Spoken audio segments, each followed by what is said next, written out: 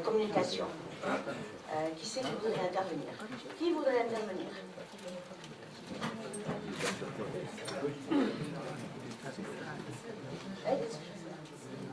Qui voudrait intervenir? Il faut que je prenne les noms.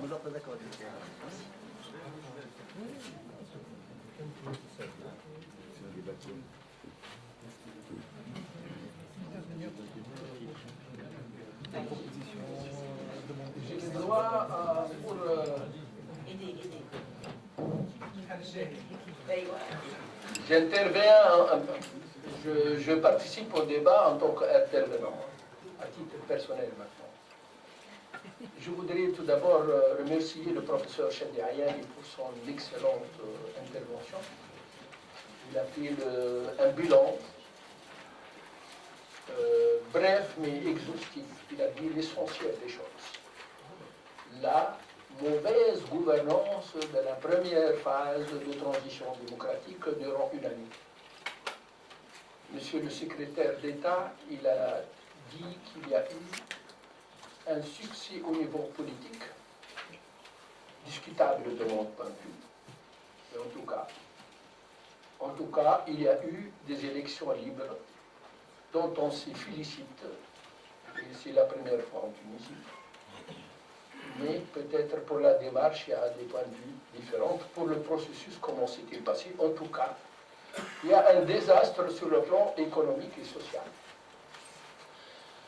On comprend, comme a dit Sichedli, qu'il y a des accumulations tarakumates durant des années, notamment les 25 dernières années. Cela ne veut pas dire que... Parce que le 14 janvier, on a coupé avec le système despotique qui s'est instauré en Tunisie depuis l'indépendance. Mais pour être honnête comme Tunisien, il faut distinguer entre deux étapes. L'étape de Bourguiba, qui était autoritaire mais moderniste, civile, avec des grands acquis pour la nation tunisienne. Le code de statut de personnel, les plans, le planning familial, il y a eu des choses historiques. Mais il y a eu un grand problème, un déficit démocratique. L'époque de Ben Ali, c'était un État policier, corrompu. Mais cela n'empêche quand même qu'il y a eu un taux de croissance soutenu de 5% aussi.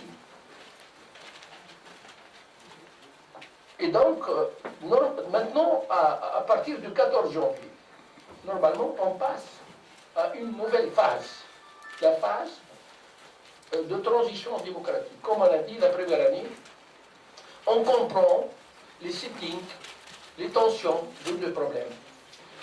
Mais ce qu'on ne comprend pas, c'est comme a dit Sichedli, le comportement, l'attitude, la gouvernance des trois composantes responsables de ça. Le gouvernement, comme a dit Sichedli, était sous le terrorisme, la phobie et le terrorisme, et la société civile, au cœur de la société civile, le mouvement syndical, et notamment le GTT, parce qu'il faut reconnaître que maintenant, une année après, on peut dire que la CGTT commence à avoir sa base qui se progresse progressivement, qui s'élargit progressivement. Là, sa base, elle est implantée dans des entreprises importantes. La preuve, quand on a fait un rassemblement de protestation devant le ministère des Affaires sociales pour respecter la liberté syndicale, comment on commence à devenir une donne respectable dans ce pays. Mais il faut reconnaître qu'au niveau de la société civile, c'est surtout l'UJTT qui a une grande responsabilité dans cette situation. Avant, et maintenant nous aussi, on a une responsabilité aussi. Et on est une composante réelle du mouvement syndical tunisien. Et on insiste sur l'unité d'action avec l'UJTT, à condition qu'ils comprennent cette proposition. C'est une proposition pour l'intérêt du mouvement syndical et de la Tunisie. Et pas... احنا مالناش نطلبوا في نتوسلوا ولا نساولوا, pas du tout. وما نشوا في الذبان كما قال الأمين العام. Donc, eux, ils doivent couper avec le modèle ancien, c'est fini. Donc, on doit passer à une nouvelle phase. Et donc, je pense, en toute objectivité, et en tant qu'ancien dirigeant de l'UJTT, avec sans fausse modestie, parce que j'ai fait 5 ans de prison quand même comme dirigeant de l'UJTT, je suis fier de mon passé.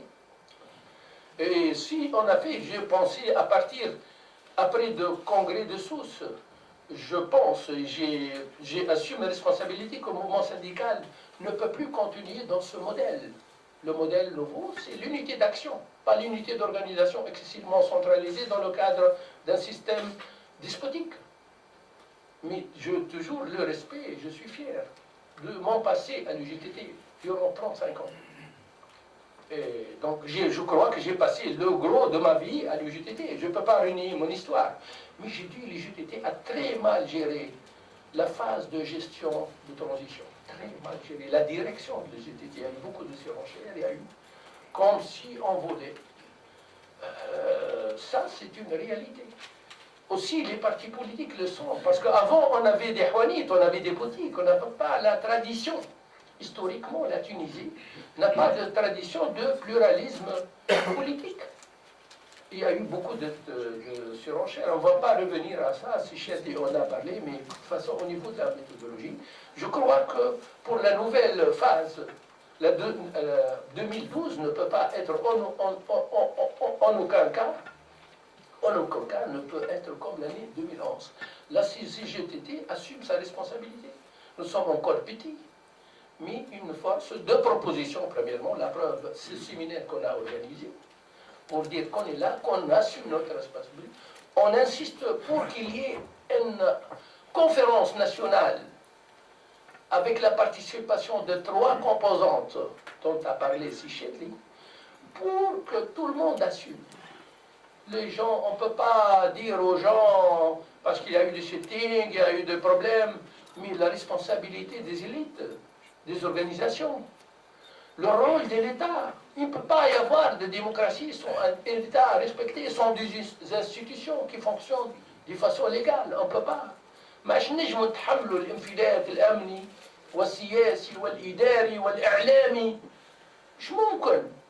Il faut être responsable, il faut être civilisé. C'est pas possible. On a le droit de faire des grèves, des manifestations de façon civilisée.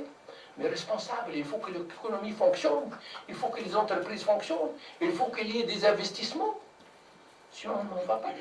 Et c'est pas seulement on accepte tout ce qui veut contribuer au progrès de la Tunisie, que ce soit de Qatar ou d'autres. Mais il faut dire aussi qu'on a besoin des investissements pour les nouvelles technologies de l'information, pour le système productif, pas seulement foncier. Parce que celui qui crée l'emploi, c'est les investissements productifs dans les entreprises, avec les nouvelles technologies de l'information. Parce qu'on veut aussi, ce n'est pas une économie de rente, on veut une économie performante, moderne, productive. Ça, c'est très important aussi. Donc, voilà, j'ai voulu un peu contribuer, réagir à la première conférence de Sichetli.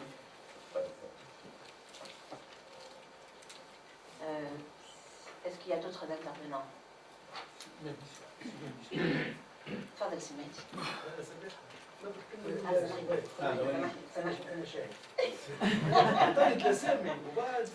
C'est l'habitude du professeur. سمعتي السيفوزي الزغلاني.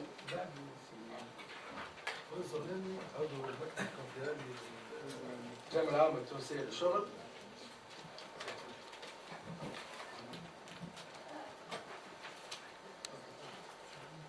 نشكر السيد نشكرك على المداخلة المحاضرة القيمة اللي كنت ديتنا وكنت شخصت الداء بما فيه الكفاية. شخصت الوضعية بتاع تونس من 14 جانفي اللي فاجأت الناس الكل. الناس الكل ما كانش متحضرت لها وشخصت بما فيه الكفاية وسيتي ان دياغنوستيك يعني بارفي.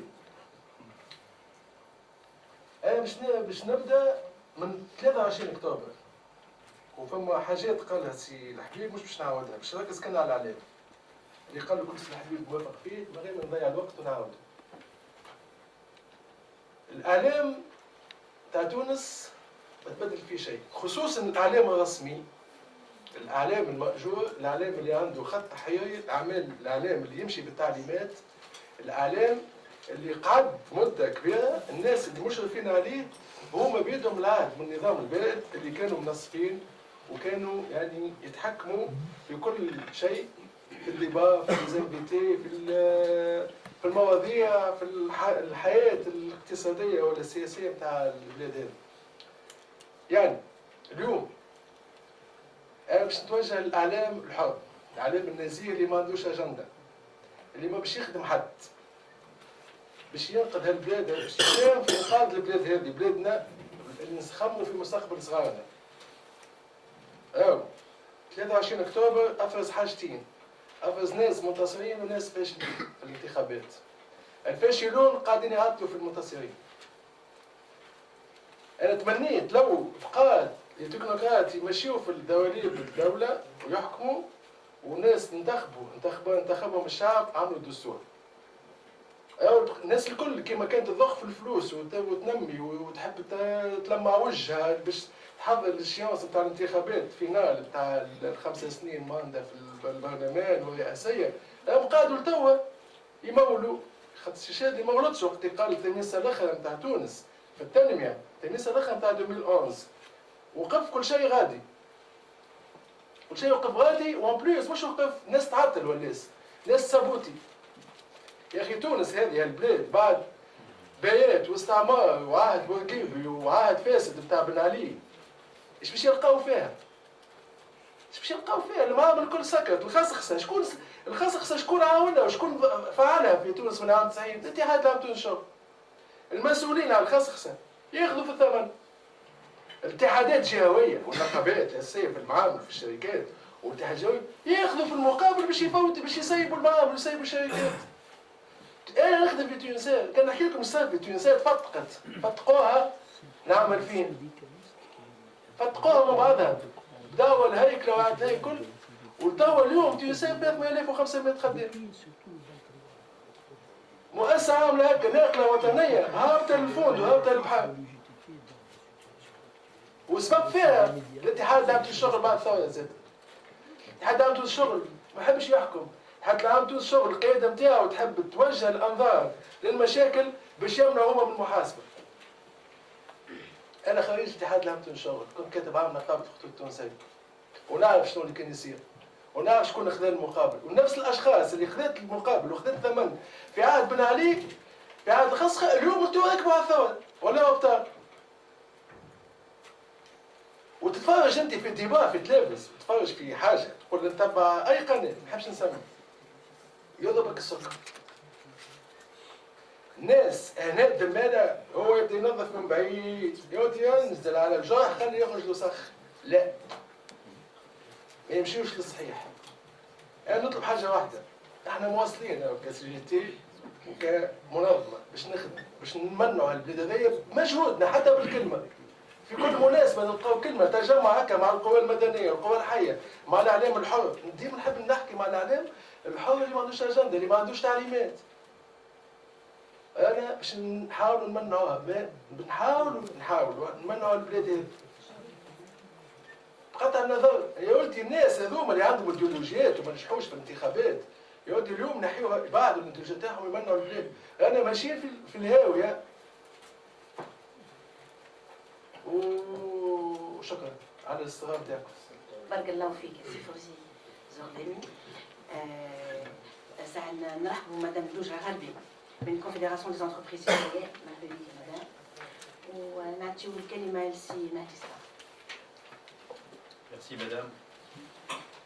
Monsieur Doya, vous avez bossé un excellent, enfin c'est pas à moi de, je vais pas vous jeter des fleurs, mais le diagnostic était clair, précis, net.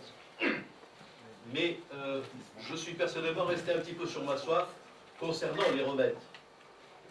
Nous sommes passés après les élections par une phase où il y avait un certain nombre de tergiversations de par-ci par-là, et puis un gouvernement légitime a pris place. Depuis quelques semaines, on est dans une logique de pseudo-apaisement. Vous avez parlé d'apaisement au niveau des premiers gouvernements, mais actuellement, on est un petit peu dans une phase qui ressemble à celle-ci. Ma question, et là je m'adresse à l'ancien ministre aussi, donc à l'homme politique, est-ce qu'il ne va pas falloir, et peut-être le plus rapidement possible, passer à une phase musclée, donc à une politique où on oublie l'apaisement et on passe à une autre politique, quitte à se mettre un certain nombre d'acteurs politiques sur le dos. Qu'est-ce que vous pensez de cette vision?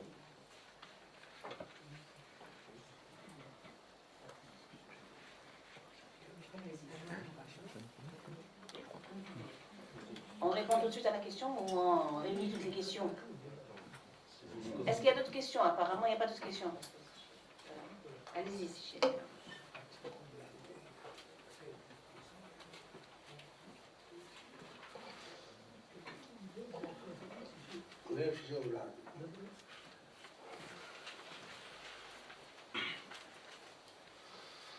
والله ما نعرفش عليه باش نجاوبك، معليش انا بنفسي حير.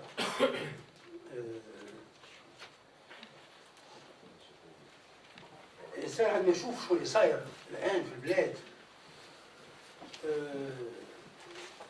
يقول لك رد فعل كما تفضلت انت مسكلي، هذاك الحل الوحيد. خاطر شنو تعمل؟ ورد الفعل المسكلي لا يستثنى بالنسبة للحكومة. يعني مفهوم الحكومة في القانون العلوم السياسية هي الجهة التي تملك شرعيا قوة الردع. Elle détient le pouvoir de répression unique de Max Weber. يعني إذا كان فما نقول يعني ردع شرعي هو عند الحكومة. ما تنجمش تخولوا حتى لا حزب ولا أي جهة أخرى ثانية. Elle doit avoir le monopole de la violence légale. أو رد الفعل في هذا. سوء الحظ اللي تونس شفنا كونه ce pouvoir qui est investi dans l'État est démembré au profit de certains partis. أما أحزاب تمارس في العنف باسم الحكومة تنتمي إليها. خلط ما بين الحزب وما بين الواحد. Suivez ce que je viens de dire. اليوم وصلنا يعني à mon sens في espèce d'impasse.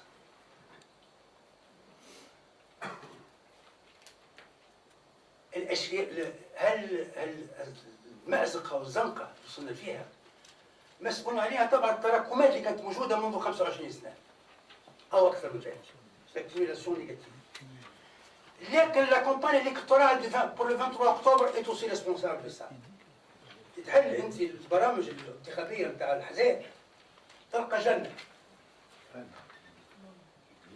فرض يعني هذه إذا نشوفوها حل البرامج نتاعهم الانتخابية.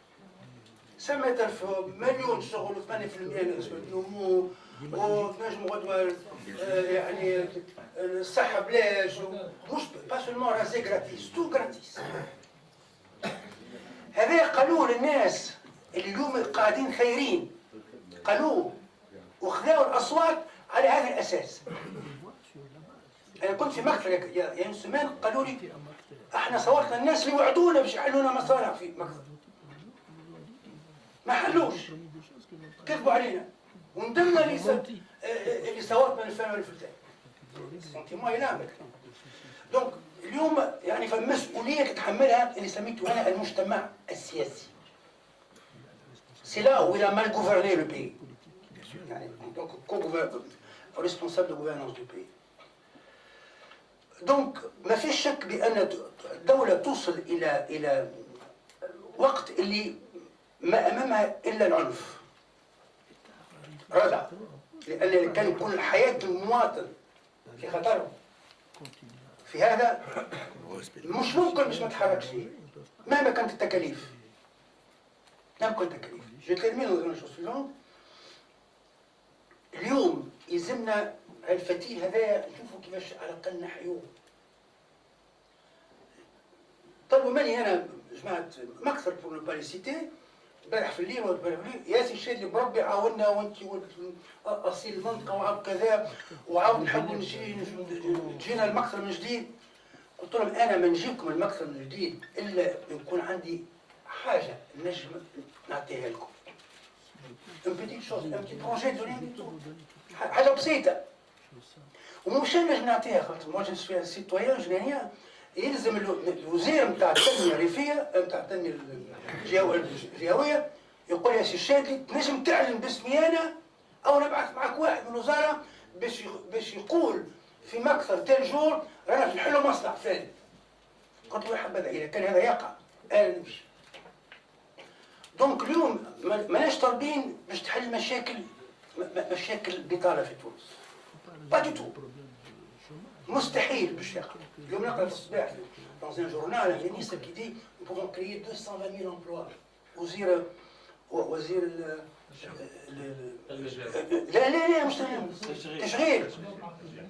تشغيل تقوى متواطلين في الشروق 225 000 emplois je vais les créer en 2012 نعم.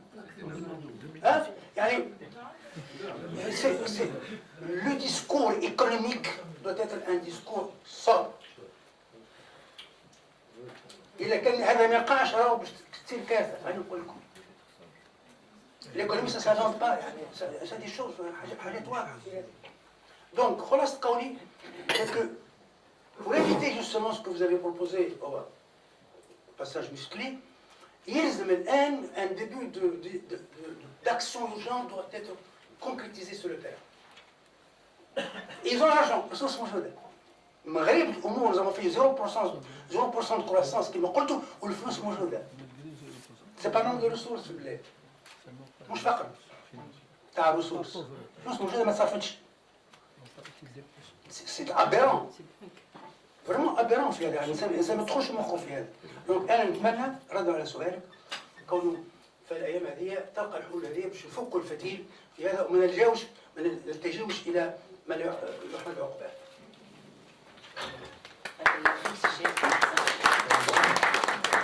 Il y a une dernière question pour vous de la part de Si Belgué Samaouina. السؤال نتاعي هو مرجع الشادلي يمكن يسأل الأستاذ حافظ عبد النبي بعد في حول سبل النهوض بالاقتصاد الوطني. على السؤال حبيت نطرحه لأنه السي الشادلي قال مشيت للمكتب ولكن اللي بقى في ذهن العباد تو من المكتب أنه المكتب تحب ولاية. وحتى كي سمعت فرجون جماعة مكتب مطالبين بمتحف وطني تاع الرخاء وجماعة مكتب مطالبين بسبيطار وجماعة مكتب مطالبين بولاية.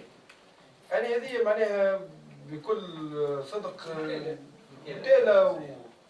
هل أنه من الإمكان أنا يمكن لازم نقول حتى وزارة التنمية الجهوية مع اسم وزارة التنمية الجهوية تولي اسم وزارة التنمية خاطر يزيني من كلمة جهوية. منع حوشية تعدينا للجهوية في وقت بورقيبة تواصلت تعمقت الهوى في وقت بن علي إلى يومنا هذا ولات مشكلة جهوية. هل أنه إعادة التقسيم الإداري للجمهورية التونسية ممكن يكون سبيل من سبل النهوض بالاقتصاد الوطني؟ ما أعرفش إذا كان الأستاذ عبد النبي بعد ولا السي شادلي عنده شي رأي. أنا أعطيك رأي فيما يخص الولاية. سؤال كونكريت. في عام 74 j'étais ministre de l'économie nationale. وجات قضية تقسيم الجهات التونسية تكون خريطة اقتصادية جغرافية جديدة. وجات القضية وين نحط الولاية؟ في مكثر أو في سجال؟ طيب جات وفود من ولاد عيار اسمونا قالوا كيفاش تو انت كان كذا وفي المنصب هذا مستحيل عقلي باش نقبل باش تكون الولايه في السريانه ومش في مكتب. لما خلينا ندرس انا في هذا الوقت درسنا في الاقتصاد الوطني ولقينا كونه افضل تكون في السريانه مش في مكتب. مكتب انكلافي عندها امكانيات صحيح انكلافي. كلمت وزير الداخليه هذاك خوجه قلت له استعرض قال احنا في وزاره الداخليه كذلك وصلنا لنفس الحال. قلت له مالك تكون في سريانه. Inutile de vous dire que les gens de Maxon ne m'ont jamais pardonné. كي مشيت اخيرا المكثر جابوا لي جاء وجماعة يقول للشعب يا سي الشيخ جبنا ولاية. قلت لهم الولاية ومن واحد وصل قال لي شنو مغيبة، قال لي كان تخيلنا ما بين مصنعين ولاية نختار الولاية على المصنعين. قلت له عجبت، قال لي قلت له الولاية شو حسيتوا شادين في الولاية.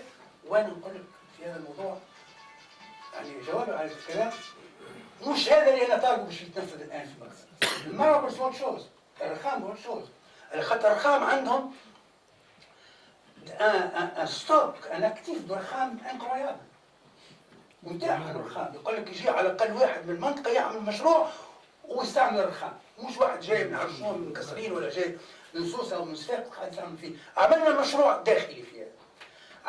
عندنا مستشفى الان يعني مسكر والناس ما تمشي حتى للسليانه باش تمشي يعني باش يداولوا للتيبوبو. هذه حاجات نعملوها. اما فيما يخص الولايه انا معاك، كونه هذا ما ينجم يجي الا في تقسيم تراب التونسي جديد ماشيين فيه دون دي ريجين ايكونوميك ولا مقصر تكون عندنا دور في جهات اقتصاديه. هذا مش ممكن ان يكون الحل بتاعه في عام 2012. وكان سؤال ردي على سؤالك. Je ne sais pas contre le fait qu'on change le libellé du ministère. يعني فكرة جيدة جدا نفرد بها يزي من التنمية الجهوية. تقول التنمية الوطنية يكفي. وزارة التنمية الوطنية بدون يكون فيها جهوية. une excellente idée. Je vous remercie si Chélie. On passe. C'est quand vous voulez. Vous essayez, je marque à la question. Voilà. Alors maintenant, on passe au second thème de notre séance, c'est la relance économique et responsabilité sociale des entreprises. C'est Hafez Belabdelbi, s'il vous plaît.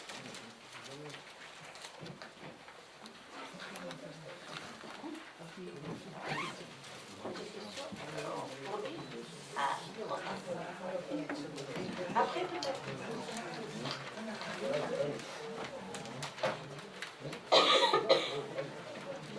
Bonne minute, j'aurai combien de minutes?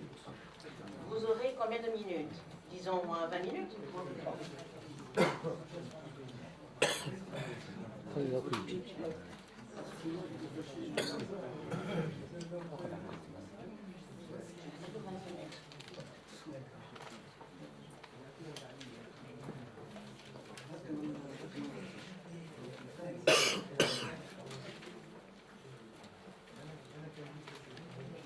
Donc, la première chose que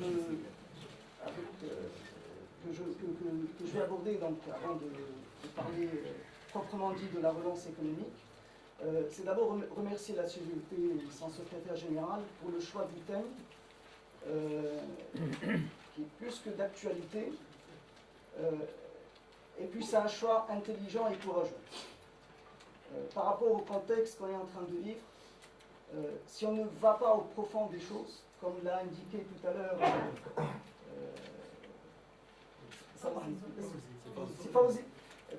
il faut aller droit au but, langage des sportifs.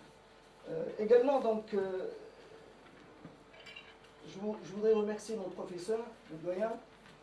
Je me rappelle que chaque fois où je devais le voir, il fallait que je me prépare pour bien réussir mon exposé.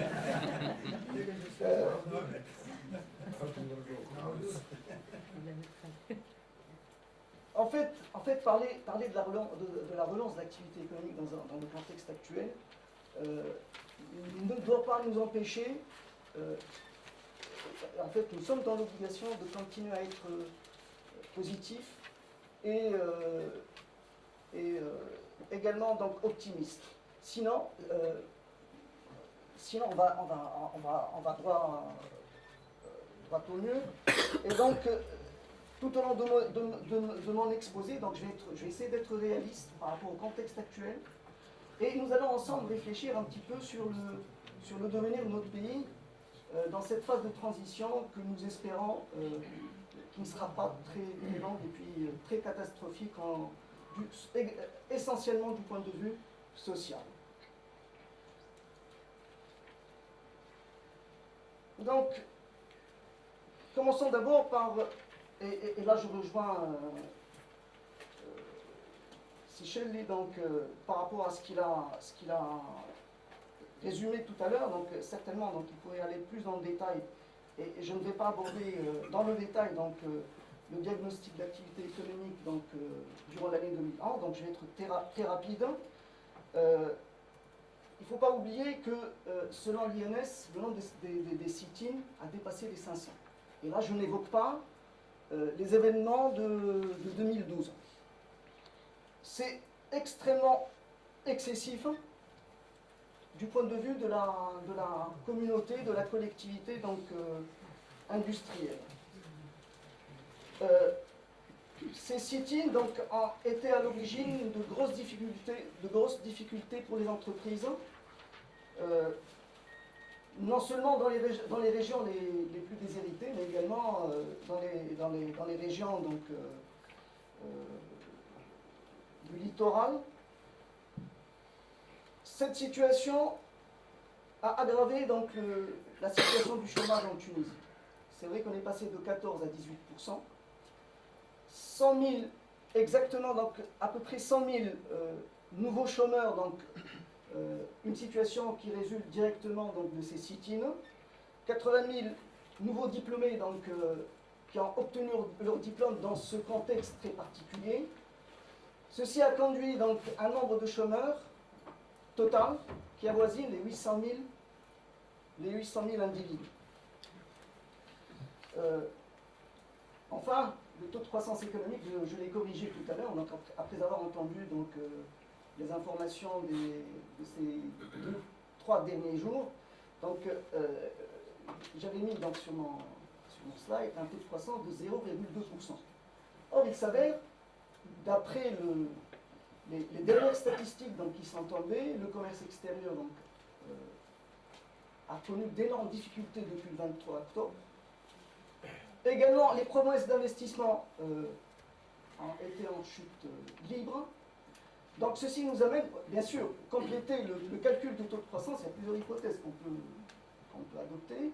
Donc l'hypothèse la plus optimiste, c'est que le dernier trimestre, dont les statistiques ne sont pas disponibles aujourd'hui, on peut calculer le taux de croissance donc, complémentaire du 4e trimestre en maintenant le même niveau de croissance du 3e trimestre. Donc, à l'issue d'un calcul simple, ce taux de croissance, donc le taux de croissance de l'année 2011, peut-être que monsieur le ministre du développement régional et de la planification dispose de statistiques encore plus fiables. Sincèrement, je ne le sais pas. Mais d'après l'hypothèse que j'ai retenue, notre taux de croissance donc, de l'année 2011 va être négatif, avec un taux de moins 0,6 à moins 0,8%. Est-ce que c'est une situation dramatique? Ça l'est si la relance de l'activité économique ne prend pas forme. Ça l'est beaucoup moins si on se donne les moyens de relancer notre activité économique, bien évidemment progressivement. Ceci ne va pas se faire pendant l'année 2012. Ça va être impossible. Il ne faut pas rêver. L'année 2012, on l'a démarré avec des conditions donc, désastreuses. Le nouveau gouvernement n'a pas une baguette magique. Donc il va falloir qu'on soit patient. Les 4,5%, je vais montrer tout à l'heure, sont très importants.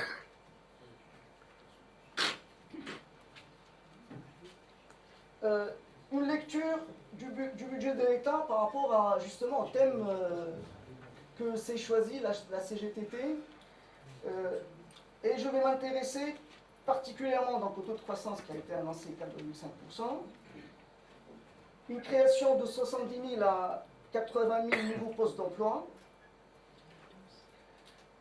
soit à chaque point de pourcentage de croissance économique pourrait conduire la Tunisie à créer 17 à 18 000 postes d'emploi. Ceci nous rappelle curieusement la même règle de 3 qui a été adoptée pendant les 2 dernières décennies. malheureusement, le calcul n'est pas aussi simple. Notre modèle économique qui a prévalu ces 2 dernières décennies a montré ses limites. A montré ses limites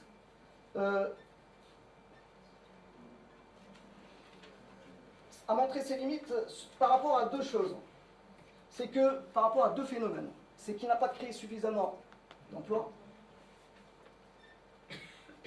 en particulier pour les diplômés de l'enseignement supérieur, et aussi, il n'a pas suffisamment élevé la vitesse de notre rattrapage des pays développés. La Corée du Sud, en 2 décennies, a pu rattraper dans une bonne partie de l'activité industrielle les pays les plus développés, en particulier la construction navale et l'électroménager, en 2 décennies. Malheureusement, en Tunisie, on n'a pas pu assurer donc ce rythme de croissance.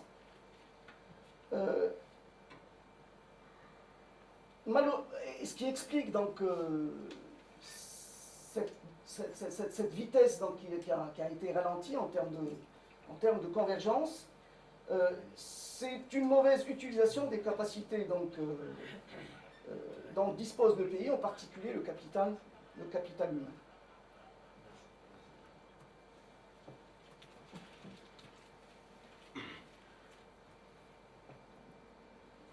Il faut dire que, comme l'a souligné Sidi Habib tout à l'heure, les 2 dernières décennies ont été accompagnées par une croissance économique de 5,2%, avec un maximum, et on n'a jamais dépassé les 6,5%.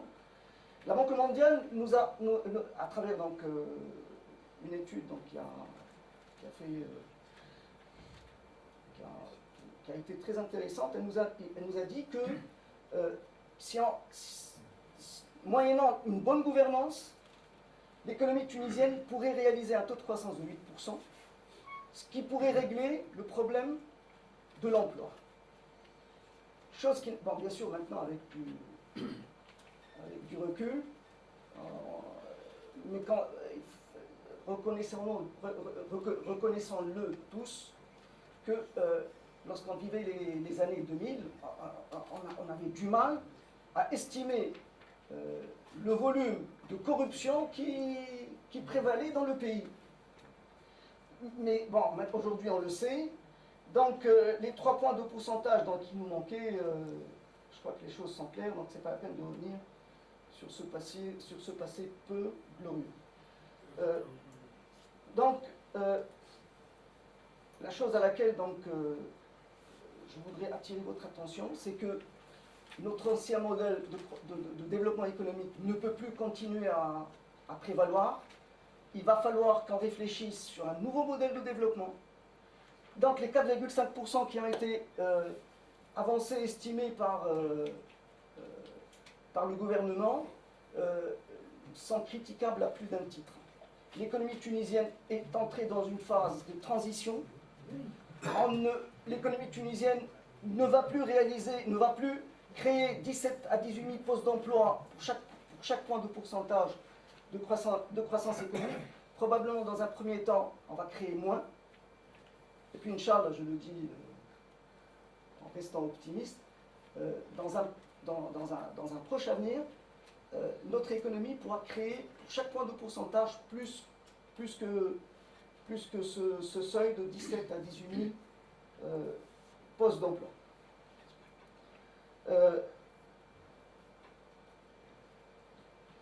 En fait, le nouveau modèle de développement économique devrait avoir 3 piliers. 3 piliers qui sont interreliés donc, les uns aux autres. L'innovation, l'internationalisation et enfin l'investissement. Il n'y a pas un ordre précis. Si notre économie, si notre tissu économique ne s'oriente pas vers des activités innovantes, le rattrapage dont j'ai parlé tout à l'heure ne peut pas avoir lieu. notre pays a une petite taille. On est obligé de nous ouvrir sur le monde et pas uniquement l'Union européenne. On va être obligé d'aller chercher des marchés plus lointains et peut-être avec qui nous n'avons pas de tradition, mais nous sommes dans l'obligation, afin d'assurer donc cette relance de l'activité économique. Bien évidemment, on va maintenir nos partenariats avec nos amis européens, mais on est obligé d'aller encore plus loin au pays du soleil levant, en Amérique latine, bien évidemment aussi la Turquie, les pays du Golfe, et pourquoi pas, sans aucune connotation donc, idéologique. L'investissement, sans investissement, la croissance économique ne peut pas avoir lieu. Et bien évidemment, sans croissance économique, on n'investit pas. Donc il y a une relation dialectique entre les deux. Et l'investissement ne devrait pas avoir uniquement une dimension internationale et étrangère, mais également l'investissement local. L'investissement local ne devrait pas être négligé par le gouvernement donc, en place. En fait, la réunion donc, de ces trois piliers, à mon avis, donc à mon humble avis, va être une condition sine qua non pour que notre économie donc, retrouve un niveau de croissance soutenu et stable de long terme. Et ça n'est qu'avec une croissance économique donc, soutenue que le problème du chômage donc, pourrait être réduit et puis, Inch'Allah, disparaître. Ceci ne pourra avoir lieu que si le gouvernement donc, en place met en place une stratégie, donc une politique industrielle fondée sur des activités caractérisées par une montée de gamme importante. C'est-à-dire des secteurs d'activité dont la valeur ajoutée est importante. Le textile, c'est vrai, il a été pendant de longues années le secteur donc, moteur de notre croissance économique. Mais aujourd'hui, sans bien sûr faire disparaître ce secteur donc, de notre tissu économique, mais il est grand temps pour qu'on passe à d'autres secteurs d'activité caractérisés donc, par une forte valeur ajoutée, parce que de telles stratégies donc, vont nous conduire, vont nous obliger à importer, à transférer les nouvelles technologies, le savoir-faire, et qui vont nous conduire donc, à réaliser une croissance économique plus importante, plus soutenue. Un phénomène donc, que le professeur Ayal est donc amendement développé tout à l'heure, le problème de la gouvernance. Ce problème est d'une extrême importance. Et nous avons un héritage très lourd. Donc c'est à l'État de montrer l'exemple. En particulier à travers les grandes entreprises publiques. Il est grand temps pour que les choses, la gestion, se fasse dans la transparence, afin que l'activité de ces entreprises et puis leur image de marque donc ça soit plus crédible. Une telle situation va faciliter davantage l'attrait des investisseurs étrangers.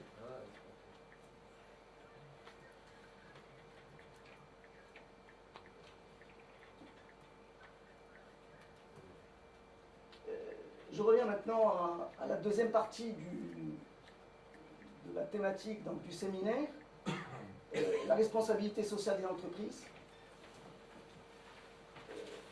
la relance de l'activité économique, en particulier, de toutes les manières, quelle que soit la période donc, qu'on voudrait analyser ou étudier ou décortiquer, ne doit en aucun cas négliger l'aspect social ou sociétal. Dans le contexte actuel, une attention encore plus poussée devrait être donc accordée à cette dimension donc, sociale donc, de cette responsabilité. En fait,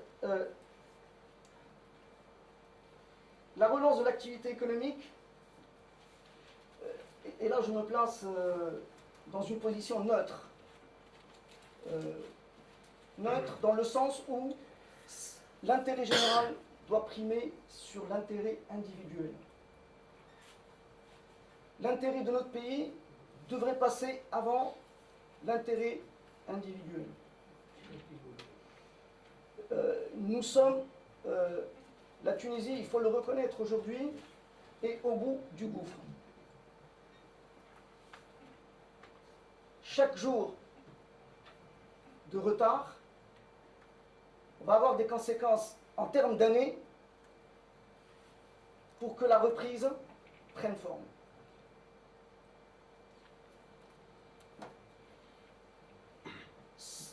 La solution à la situation très compliquée qu'on est en train de vivre aujourd'hui va avoir deux dimensions. Devrait avoir deux dimensions, donc je parle de conditionnel. La première, c'est que ce que demandent les jeunes des régions déshéritées est légitime. Avoir négligé ces régions de l'Ouest pendant des années, des décennies, est dramatique.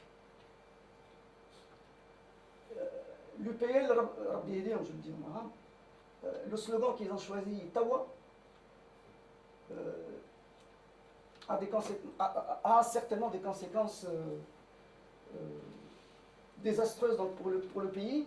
Il faudrait que le gouvernement donne plus d'importance aux mécanismes et aux incitations donc, particulières aux jeunes diplômés des régions de Sidi Bouzid, Kasrine, Makfar, Jandouba. Tous les porteurs de projets, on devrait les aider. Parce que de la situation de chômeur, il pourrait être aussi, bien sûr, si tout se passe dans de bonnes conditions, il pourrait être aussi créateur de nouveaux postes d'emploi. Donc ça, c'est une priorité qui relève de l'intérêt général. Également, en même temps, le gouvernement actuel devrait entamer et ne pas attendre l'exécution des projets d'amélioration de l'infrastructure. C'est extrêmement important, le signal est très important. Annoncer ceci va apaiser les esprits et contribuer à rétablir la confiance entre donc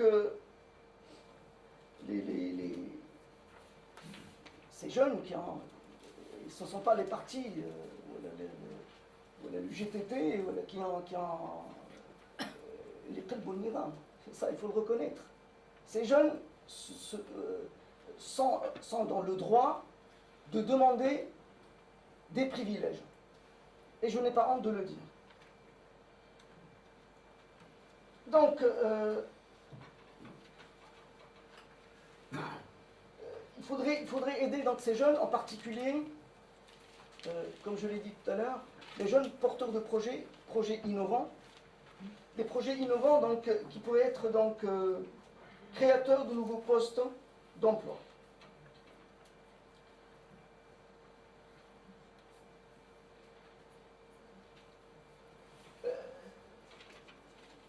ces petits projets ne vont pas relancer l'activité économique, bien sûr. Mais ça va être donc un prérequis pour instaurer le calme dans le pays. Parce que la relance de l'activité économique se fera avec les grands projets. Et puis, les promoteurs, les investisseurs, c'est pas parce que je suis économiste, c'est rationnel. S'il n'y a pas le calme à Sidi Bouzid, ils ne sont pas kamikazes, ils ne vont pas y aller. Donc, on a besoin de rétablir donc, le capital, donc confiance dans le pays. Donc, d'une manière concrète, donc, il faudrait qu'on se mette vite à mettre en place donc, une infrastructure routière, ferroviaire donc, et maritime, digne d'une économie émergente.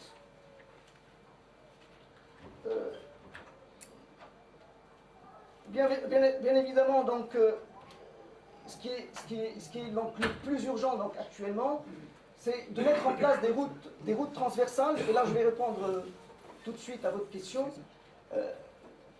Donc, le gouvernement Raïd Sepsi, lorsqu'il a été ministre du Développement régional, donc, en concevant son livre blanc, a fait des propositions concernant justement la répartition territoriale et administrative du pays. Il faudrait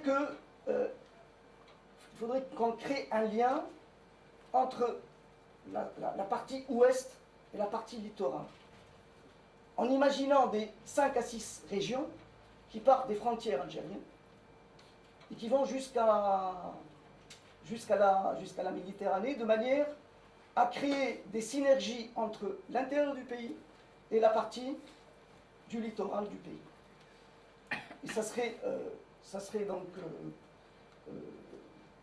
bien si on arrive à, pour chacune de ces régions, à créer un port maritime et à créer donc un réseau de transport aussi bien routier que ferroviaire qui permet donc d'acheminer donc les marchandises vers ces ports. Bien évidemment, donc, d'ailleurs ça a été annoncé par Sijam El Rag, l'actuel ministre du Développement régional et de la planification. Il y a un projet de création de 50 nouvelles zones industrielles dans les 14 gouvernorats donc, déshérités, avec possibilité donc, d'ajouter 14 nouvelles autres zones. Ceci donc, va être d'une grande importance pour activer la relance économique.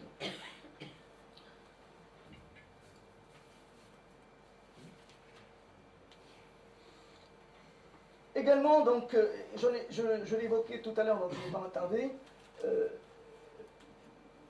Tunisair, Steg, Soned, Transtu, ce sont des mastodontes et l'État doit prendre ses responsabilités. Bien évidemment, en n'imposant pas des solutions suite à des négociations donc avec le syndicat, devrait assainir ces entreprises. Nous n'avons plus le choix aujourd'hui de continuer à faire fonctionner ces entreprises publiques de la manière qui a prévalu donc, ces dernières années. Chose qui n'a pas été faite jusqu'à maintenant.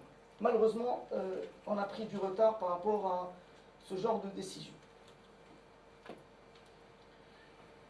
Également, donc, pour que notre relance de l'activité économique, parce qu'on va avoir besoin de capital étranger et de financement venant de l'étranger, on ne peut pas, en aucun cas, remettre en question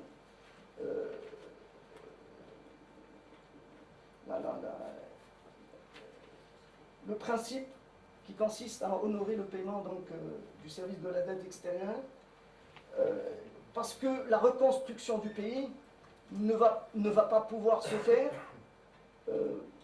via le financement local uniquement. On va être obligé de recourir au financement étranger, donc au financement donc, venant des bailleurs de fonds donc, privés et publics étrangers.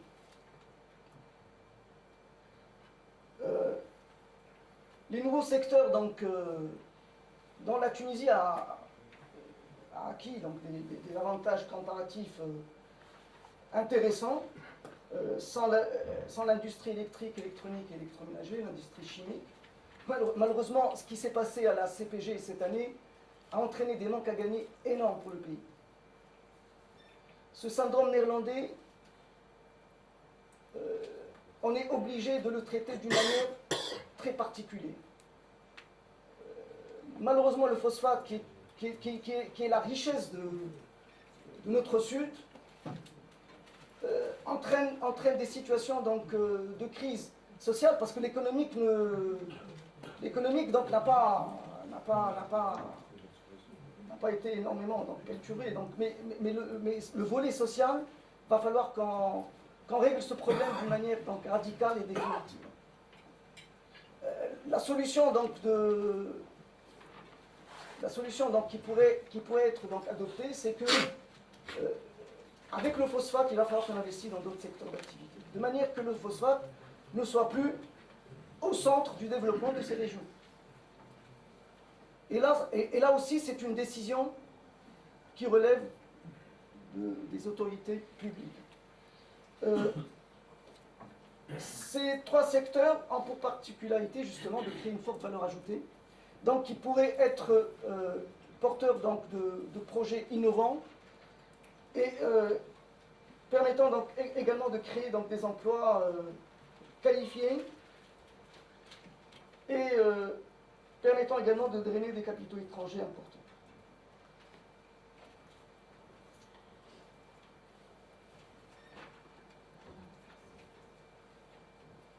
Dans les conditions actuelles, parler de 2015-2016 va être un peu hasardeux, mais c'est ce qu'on m'a demandé de préparer la coller.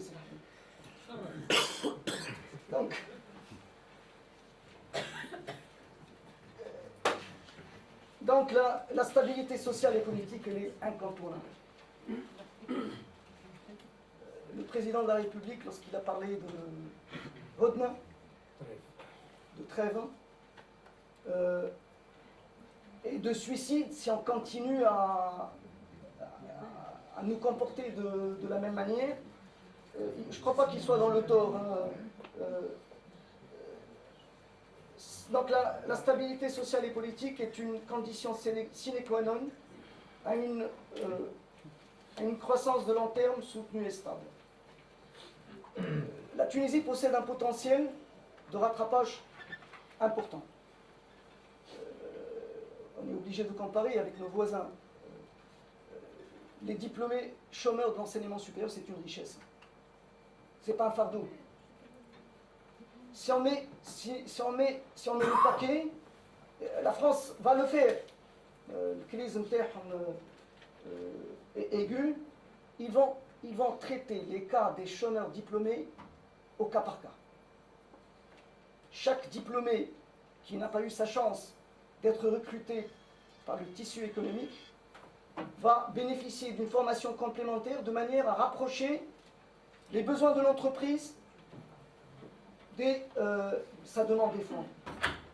Mais ça peut être une bonne solution. Donc, il y a quelques temps, j'étais directeur de l'École supérieure de commerce de Tunis.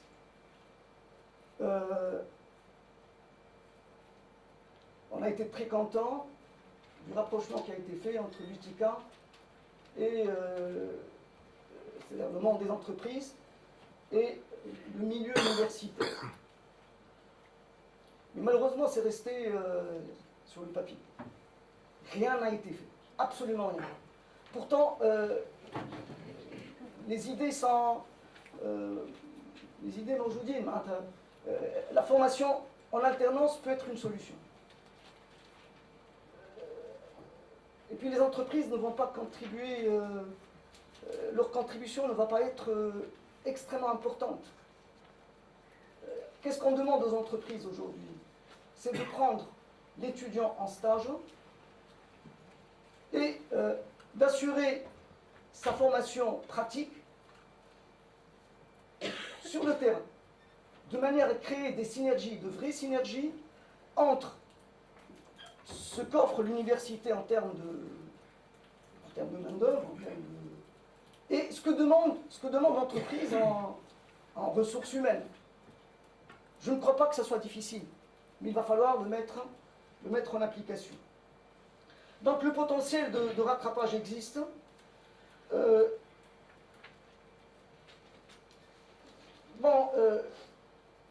4,5%. C'est Airbnb, il vous reste 5 minutes. On a déjà dépassé le